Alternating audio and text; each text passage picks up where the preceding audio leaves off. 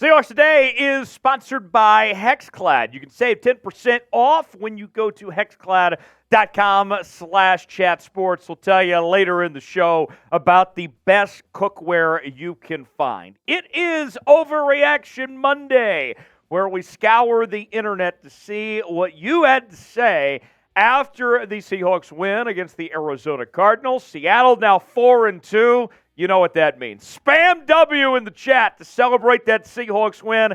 I need to see at least 200 W's in the chat today. Show up, show out, celebrate that Seahawks win. It's Victory Monday. Doesn't get any better than that, folks. And we'll get started with today's show. The biggest overreaction that I saw, and this was before the game even finished yesterday as we were getting some super chats rolling in, and then I saw in the comment section from Seahawk fans within several hours after the game concluded that Seattle needed to trade DK Metcalf, that he was not playing yesterday because he was unhappy and needed to be moved on. And I got to tell you, that is the ultimate overreaction. DK Metcalf is not going anywhere. And the idea that the Seahawks would consider trading DK Metcalf right now is just, quite frankly, absurd at the moment. That is reading way too much into a situation. Like, okay, yeah, we expected him to play, and it is a surprise that he didn't play. Granted, considering he practiced on Friday in limited capacity. But with that said, just think about it. It's not just one injury, it's two that DK's dealing with right now. It's the rib issue that he's had since week 2, and then that recent hip injury that came up against the Cincinnati Bengals there. So with that said, I think this is just a little over the top to think about trading DK right now or anytime soon for that matter. DK is right in the prime of his career. You have a great receiving core because DK plays a large role. He ain't going anywhere. So far this season, through the first 5 games that he's played, his numbers have been pretty solid. 15 yards reception, 337 yards, 22 catches and 2 touchdowns. Sure, he's had the unsportsmanlike penalties and carried some laundry from time to time. But at the end of the day, this is still your top receiving threat in this offense. So I don't want DK to go anywhere. You should not want DK to be gone either. And I would be shocked if the Seahawks ultimately move on from him. So our pinned comment today: should the Seahawks trade DK Metcalf? I'm spamming HN in that comment section. Hell no, is what I'm saying to this. What are you saying? Hell yes or hell no? Should the Seahawks trade DK? Chat in that comment section and let us know what you think. Number 2 on Overreaction Monday, an unimpressive performance from the Seahawks in yesterday's win. That was a common theme from folks, that this Seahawks team didn't look good, that they looked a lot left to be desired of sorts in that game yesterday. And I got to tell you, it's obvious the Seahawks did not play to their full potential, that you could say they played down to their competition, but even on their off day, this team still won by double digits. So for all you out there that are going to sit here and complain and bitch and moan and all that about the Seahawks, a lackluster performance, if you want to call it that, where they didn't blow the doors off Arizona, truth of the matter is that it is humanly impossible to play your best every single week. And even on your off day, you still won by double digits. You still covered the spread. They didn't affect your bank account in that way. Quit complaining. You look at the tail of the tape. Seahawks improved on third downs, which is something they struggled with for much of this season, 7 of 13.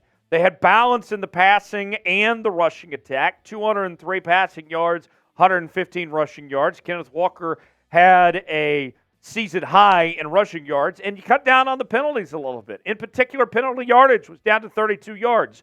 And not to mention, we mentioned the off-day part of it. You were -3 in the turnover margin, and you still won this game by 10 points. So I'm not going to sit here and complain because you didn't blow the doors off this Arizona Cardinals team, that your bad day, you still won, and you still won by double digits. I can live with that personally. And if you can't live with that, that's a you problem as far as I'm concerned. All right, guys, time to talk about your kitchen. And no, I'm not talking about your roommate's dishes in the sink. Today's sponsor, Hexclad, has revolutionized the cookware industry with a hybrid pan that gives you all the convenience and cleanup of nonstick, the versatility of your grandma's cast iron, and a lifetime warranty just in case you find a way to destroy them. Go to hexclad.com/chatsports for 10% off. Hexclad truly checks every single box when it comes to picking your cookware. They are metal utensil safe, dishwasher safe, and oven safe up to 500 degrees. And you don't just have to take my word for it. Celebrity chef Gordon Ramsay uses them at home too. Here's what Gordon Ramsay had to say. The sear I can get with these pans is incredible with absolutely no stick. The temperature control is utter perfection, and the cleanup is effortless. I love using Hexclad at home. Now, let me show you. Here's what it looks like in all its glory here, folks. Hexclad, you can see, this thing is stylish. Not only is this quality cookware, but it looks good too. This can be yours, folks. Get this. These are the sexiest pans on the market. Score points at home. It's time to stop ordering delivery food and start cooking like a big boy with Hexclad.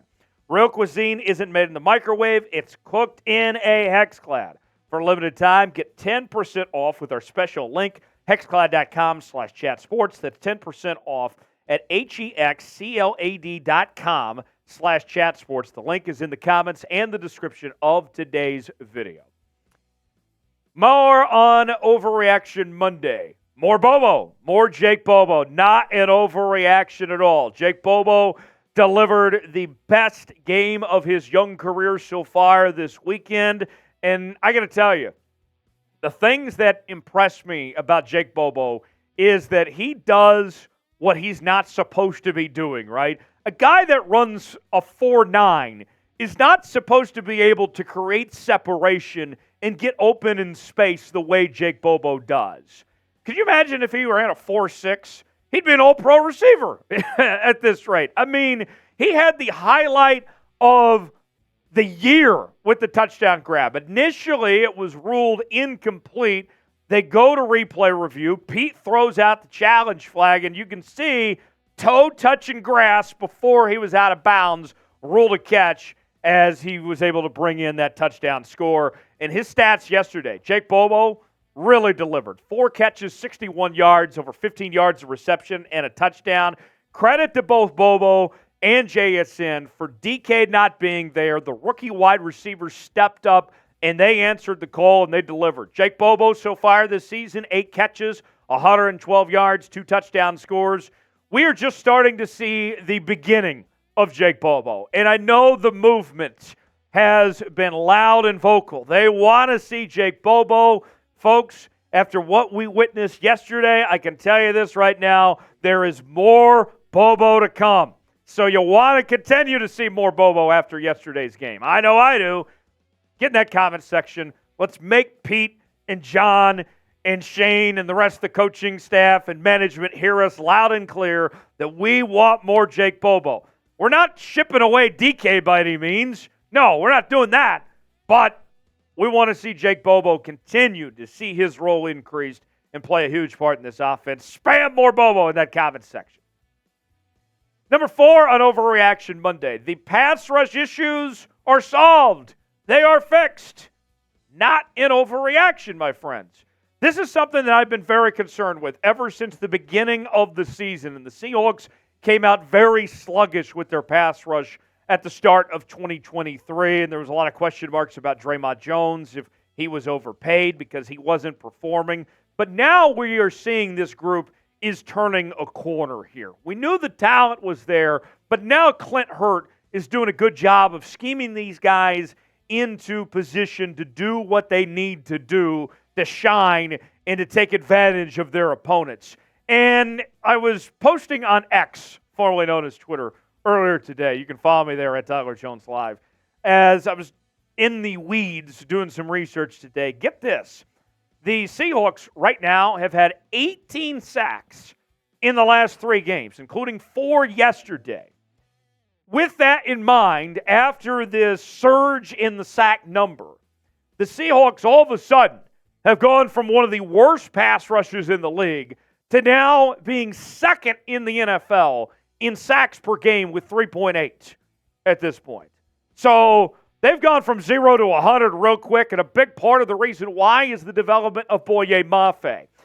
As I told you at the beginning of the season, this was my breakout player to watch defensively. I thought that Boye Mafe had a chance to lead this Seahawks team in sacks this season, and so far he's doing so with 4 sacks, 13 tackles, 5 tackles for loss, and 5 QB hits.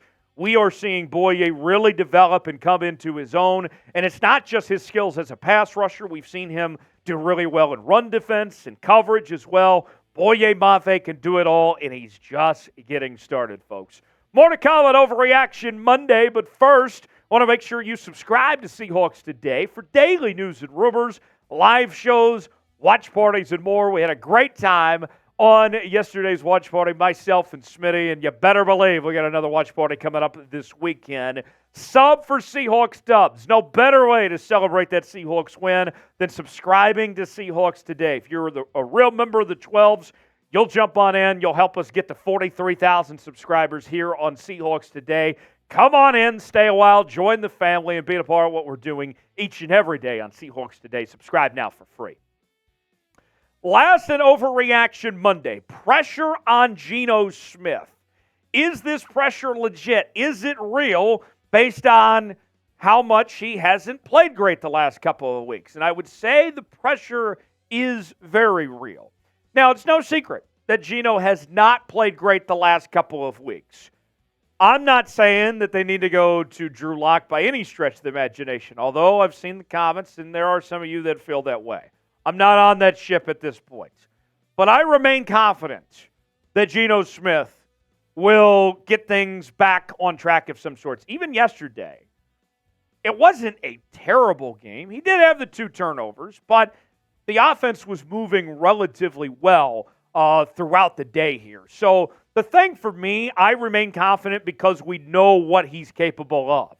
That we saw what he did last season, throwing for 30 touchdowns and leading the league in completion percentage. We've seen him have his moments this year. Sure, there's the inconsistency, but, I mean, he's not Daniel Jones. I mean, it could be worse, folks. It's not time to hit the panic button. Geno's going to be fine. He's going to be okay. Yesterday, you look at it, even with the 2 turnovers, still managed to complete 18 to 24 passes, 219 yards, 2 touchdowns. I still believe in Geno Smith. I don't think there's any reason to waver on that just yet. Maybe we'll get to that point down the road, but right now, my confidence is still fully in Geno Smith. He's not in trouble at the moment, but there should be increased pressure on him just because we haven't seen him play at what he's capable of the last couple of weeks. What's your confidence level in Geno Smith right now? 7 weeks into 2023. Scale it for me in the comments section, 1 through 10, what your number is. My number is still relatively high. I'd put it as 7 right now. Give me your number in the comments section below. So to recap here on Overreaction Monday, definitely not trading DK Metcalf. Unimpressive performance, a bit of an overreaction there. You still won by double digits on your off day. I'll take it. Definitely need some more Jake Bobo. The pass rush appears to be fixed and headed the right direction. Pressure on Geno Smith is real, for sure, but not something he can't overcome. We've seen him play at a high level before. Thanks for joining us here on the channel today. Don't forget, spam W in that comment section to celebrate Victory Monday and that Seahawks victory today. We'll see you next time right here on Seahawks Today.